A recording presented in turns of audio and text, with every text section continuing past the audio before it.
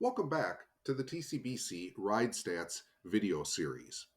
In this short video, we're going to go and set the user preferences, which will allow prospective riders to be able to contact you as a ride leader if the need should occur. In order to do this, we'll go ahead and log into RideStats.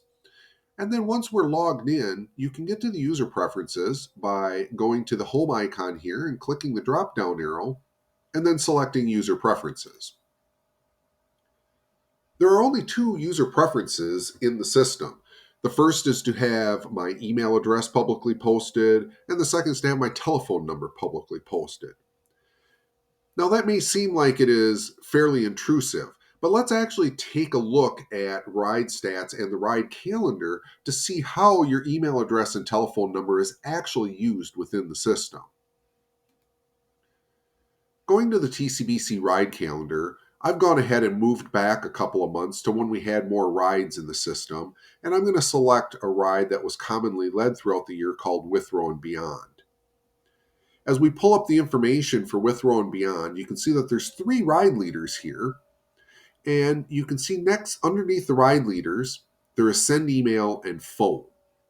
Now, phone, when used from a browser like this, doesn't really work. What this is designed for is if somebody was looking at this ride on their mobile device, by clicking on phone, that would actually allow them to call the ride leader that they're selecting. This might be used in the case of evening rides in particular, where ride leader is wondering where half the riders are, and they suddenly get a call saying there was an accident, and they're finding out a lot of people are delayed in getting to the ride, and the ride leader might want to hold back starting the ride just to allow everybody to get there. If you click on send email, it isn't actually exposing the email address at all. What it'll actually do is bring up this form, and it'll say, I'm going to contact the ride leader. The rider would put in their email address that they'd like to be contacted at, enter in their question, do the reCAPTCHA, and send the email. This will send an email to the ride leader, as well as the rider will get a copy of the email as well. And from there, the ride leader can just respond to that email to the rider's question.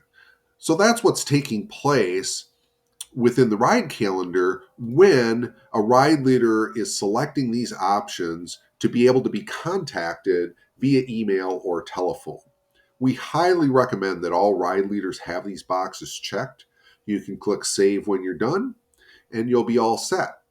If you're an existing ride leader and haven't done this, go check out the user preferences and make sure that your riders will be able to contact you.